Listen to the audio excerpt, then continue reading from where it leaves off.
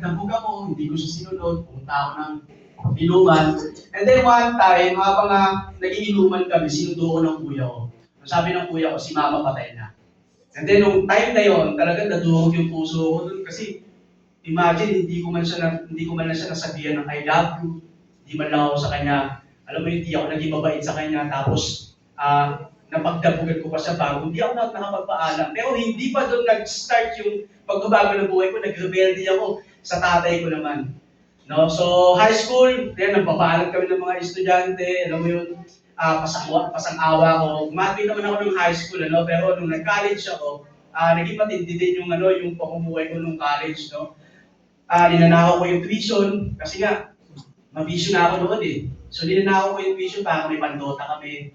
May pambilyag kami, may pang-score ako ng marijuana.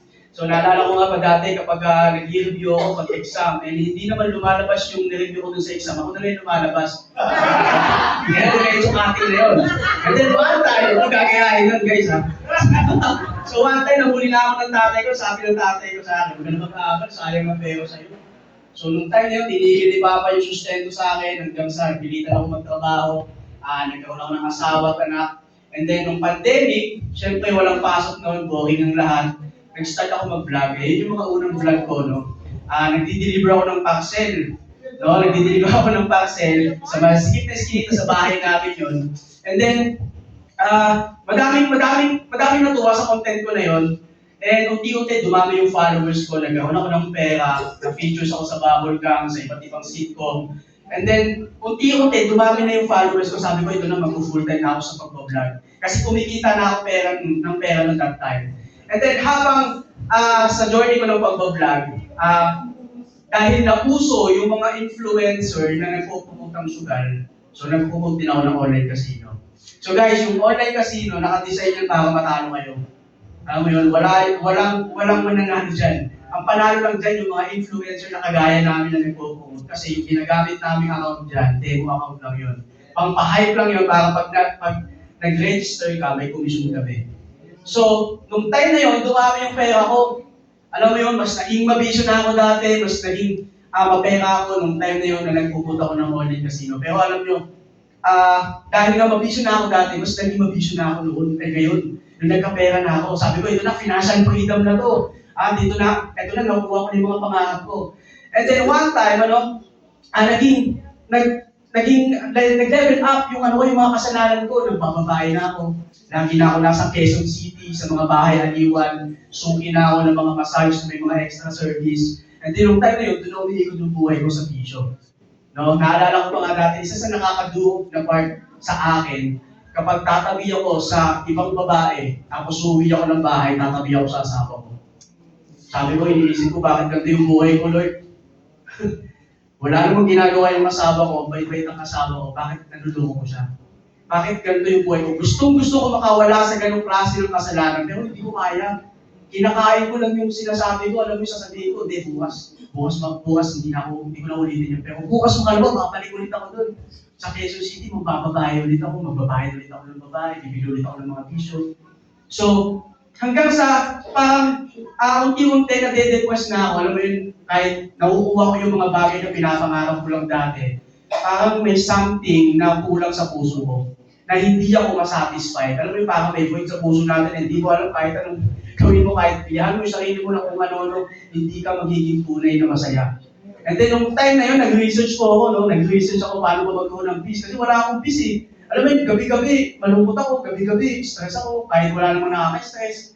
Alam mo yun, nalulungkot ako, sabi ko, mag-search ako paano magkaroon ng peace. And then, napunta ako, yung mga napagtanungan ko, mga makasalanan din. Sabi nila, umattend ka ng mga spiritual healing. No, spiritual healing, napunta ako sa New Age teaching. Alam niyo po yung mga manifest. Ayan, so, ang gino-glorify namin doon, yung mga creation lang. Alam mo, nature lang, yung universe, ganyan. Sabihin mo lang sa universe, makuha mo yun, manifest mo lang, ganun yung mga teaching doon. And then, naalala ko, no, may camp kami, and then, ang ginagawa namin, kasi kailangan daw ma-reset ka spiritually. So, kailangan mag-undergo ka sa mga ceremony. So, nag-undergo kami sa mga ceremony, yung mga ayahuasca ceremony, ganyan. So, ang ginagawa namin doon guys, nagtitake kami ng mga shrooms. Ano yung shrooms? Yung kabuti na nakukuha sa tayo ng kalabaw. Nilalaga yun, tapos pag tinitake mo yun, magkakaroon ka ng hallucination, magkakaroon ka ng mga visual. And then, mukha akong ewan doon sa nature, alam mo, niliyak ko yung puno, kinakausap ko yung halaman. Ano yun, one time, sinabi pa ng ano namin doon, nung nagsasalita doon, sabi, dapat, kumpleto kayo sa crystals. Binili ko lahat ng crystals kasi makakatulong daw yun para magkaroon ka ng peace. Binili ko lahat, crystal for peace, crystal for joy, crystal for love, crystal for protection. And yung crystal na yun, lagi kong talaga, bad trip ako, nauubahan na ako So magagamit mo yung crystal for protection kasi nga, pag inaway ka sa labas, papatuloy mo yung bato So nung tayo na sabi ko, tayo nung ganda walang kwenta yun. Kasi pag nawala na yung amats mo, wala na. Diba? Balik ka na ulit sa reality na may something sa'yo na hindi mo mapipigil out kung ano yun. Na kahit may pera ka, alam mo kahit may pera, kumikita ko ng malaki. But one time na gusto ko sunugin yung pera na yun, hawak ko may isa akong hawak na 1 million na bundle. And then sabi ko nung nagkaroon ako ng pera, sinisisi ko yung pera Pero dapat ako yung sisihin kasi ako yung mahawak ng pera. So sabi ko, gusto ko sunugin yung pera na ito kasi simula nung nagka-pera ako, mas parang nalulunod ako sa kasalanan. Pero alam nyo yung time na yun guys, habang nag-research ako ng mga peace, nag-attend ako, nag-take ako ng mga shows, ng weeds, yung wife ko, yung unang naging Christian, pinag-pray niya ako. Alam mo, sobrang tagal na akong pinag-pray. In-invite na ako sa church, sabi ko, yung babalo yung mga tao dyan Sabi ko, gusto ko, astig lang ako, kasi tatuan na ako, tapos yun, question mo, si Pakay manahod na, di ba nakataas ka rin. Sabi ko, hanggang maaari, huwag mo ako in-invite sa mga ganyan, babalo nyo. And then, hinayaan lang ako ng wife ko, no?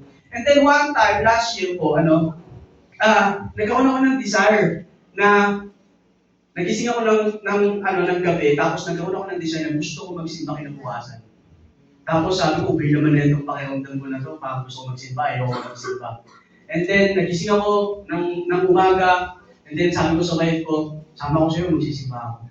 And then talaga, nagulat yung wife ko, alam mo yun, nakita ko yung reaction niya, nagulat niya kasi for almost 1 year na akong pinagpipray, hindi ako sumasama. And then one time, ako na yung pusang nag-insist na sasama ko sa church. Amen? Amen! Kaya ako niniwala ako na powerful ang prayer, powerful ang prayer. So, sabi ko, nakita ko yung reaction niya, talaga nagulat siya, alam mo yun, kasi almost 1 year na, di ba? Nakita reaction niya, talagang speechless siya, alam mo kung ano sinabi niya? Wala po siyang sinabi kasi speechless nga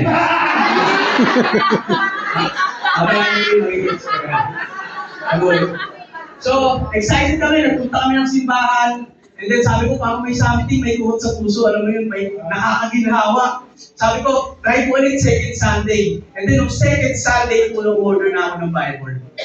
Order ako ng Bible, and then ang sabi doon ko siya binuksan sa loob ng sasakyan, nakita niyo umiyak ako. Doon ko siya binuksan, kasi nga naiiyak ako sa asawa ko.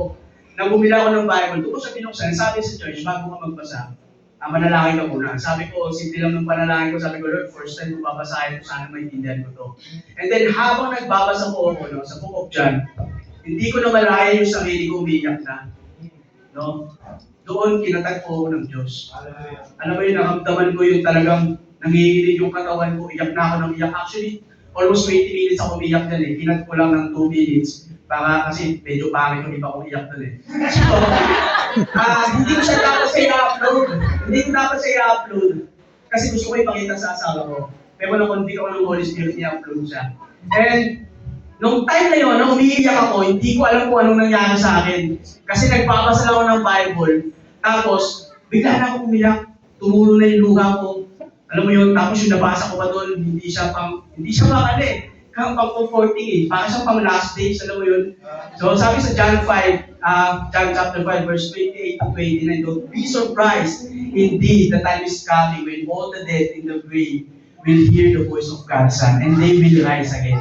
Those who have done good will rise to experience eternal life, and those who have continued in evil will rise to experience judgment. Kung nabasa ko yung judgment, bigla na ako nang hindi. Sabi ko, totoo pala may judgment.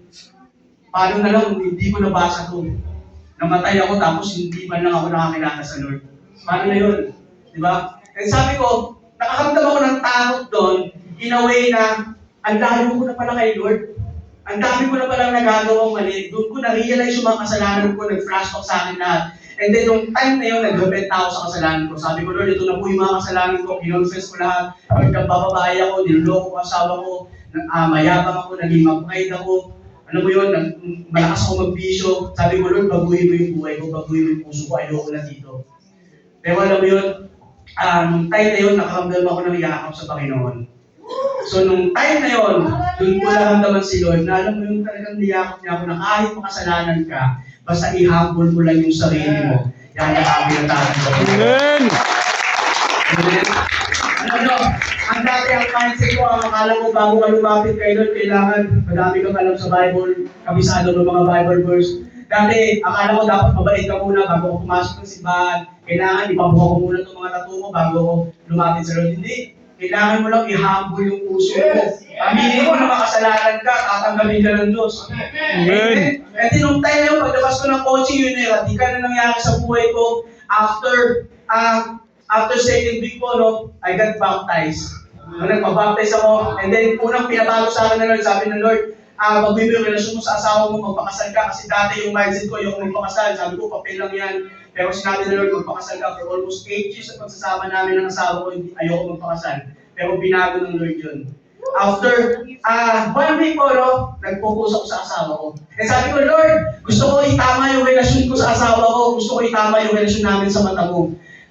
Nagtiis ako nun ng 1 month. Ayun yung 1 month na pinakamatagal sa buhay ko. Kasi wala kaming sex ng asawa ko nun eh. Sabi ko, gusto ko itama, Lord. Sabi ko, doon ako natutulog sa closet ko. May saktong closet ako doon na parang kabaong lang. Doon ako natutulog kasi ayokong matempt na mangyari sa amin ng asawa ko. Kasi nga, ay kakasal na kami after 1 month. And then after 1 month, no, praise God, kinasal kami. So, pero, yun na, unti-unti na, natanggap ko na parang nagkaroon na ako ng kapayapaan sa puso. And then, nagpatuloy kami sa simbahan, nagpatuloy ako sa mga gawain, nagdi-devotion na ako naman, nagdi-pray na ako, lumati na ako ng mga testimony. Pero sabi nga ni Pastor Alina na hindi garantisado na masaya ang Kristiyano. And totoo yun, no? Hindi garantisado na lahat na hindi ka infected sa problema. Alam mo yun, nung time na naglalakad na ako sa pagiging Kristiyano ko, akala ko magiging madali. Mahirap pala. Akala ko magiging smooth lang yung lakad mo, hindi pala. Kasi the moment na tinanggap mo ng Lord, ang dami ng bato sa'yo ng kaaway. Ang dami ng atake, pilit ka niyang aatakin pabalik sa mundo. Kasi ayaw ng kaaway na mapalapit tayo sa Lord. And then may mga season na dadaanan tayo. And I believe na hindi lang ito para sa mga yun, para dito sa mga fellow Christian kapatid natin. Itong gusto kong sabihin, no? Na maraming struggle ang Kristiyano. Actually, kakadaan ko lang sa season ng pagiging, alam mo yun, ng nagtatapon ako kay Lord. May mga season na magtatapon ko kay Lord. Kasi unti-unti niyang tatanggalin sa buhay mo yung mga bagay na dinedependihan mo. Alam mo yun, nung time na unti-unti nawawalan na ako ng pera, unti-unti iniisip ko, what if bumalik ako sa dating buhay? Kasi okay naman yung buhay ko dati. Nabibili ko lahat, kumikita ako ng malaki. Pero nung naging Kristiyano ako, wala na akong kinikita. Alam mo yun, nawawalan ako ng projects. And then, nung time na yun, sabi ko kay Lord, nagtatampo ako sa Lord. Kasi sinusunod naman kita, bakit ang bagay ng provisions, bakit ang tagal ng biyaya, and hindi ko alam na inaalaw ni Lord yung mga struggle na yun para patuloy akong magtiwala sa Kanya. And then, huwag kong dependihan, huwag kong kapitan yung mga bagay na hindi pang habang buhay. Kaya tayo nasasaktan na papagod. Kasi yung mga kinakapitan natin hindi pang habang buhay. Trabaho, negosyo, pera, relasyon. Yung pang habang buhay, kapitan natin si Jesus. Amen! Na-realize ko nung time na nag-level up yung struggle ko sa buhay, nag-downgrade yung faith ko. Hindi pala dapat ganun. The more na nag-struggle tayo, dapat tumataas yung faith natin kay Lord. Amen? Kasi the more na mataas yung faith natin, pananampalataya natin sa Diyos, na kahit nag-struggle tayo, makikita natin yung problema maliit lang pala. Kasi napakalaki ng Diyos natin. Amen? And then, nung time na yun, talagang, sabi ko, nandito ko ngayon sa season, actually hanggang ngayon, nasa season pa rin ako ng struggle. No? Pero, tinuruan ako ni Lord na mas magtiwala sa Kanya at hindi sa sarili ko. Kasi mas alam niya yung nakikita niya. Mas nakikita niya ng buo yung buhay mo para sa atin. Limitado na yung nakikita natin, pero si Lord, kitang-kita niya lahat. At alam niya yung mga bagay na mas makakabuti sa atin. Kaya kung may mga panalangin ka na hindi pa sinasagot ng Lord, pwedeng blessing you in disguise na hinahanda ka niya sa mas malaking biyaya. O mas, kahit sabihin, kahit feeling mo na no yung sagot ni Lord, hindi yun no.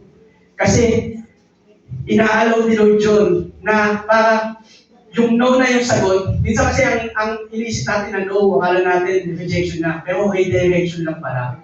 Amen? And then yung moment na nagkaroon ako ng struggle, mapabayaan ko na yung faith ko. No, kaya pag tayo po ay naging Kristiyano, kailangan the more na nag-struggle tayo, the more na nagiging on fire tayo kay Lord.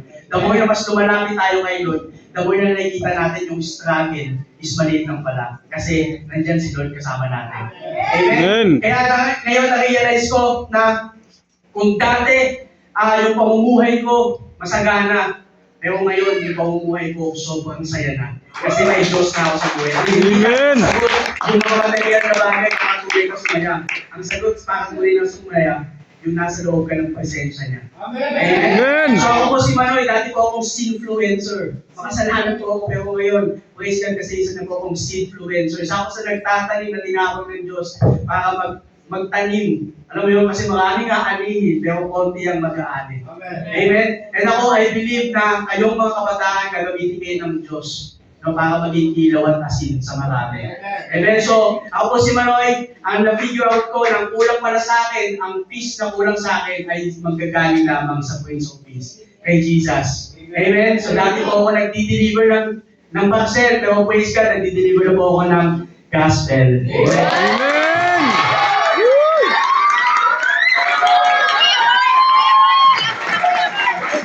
Parcel. From sinfluencer to seed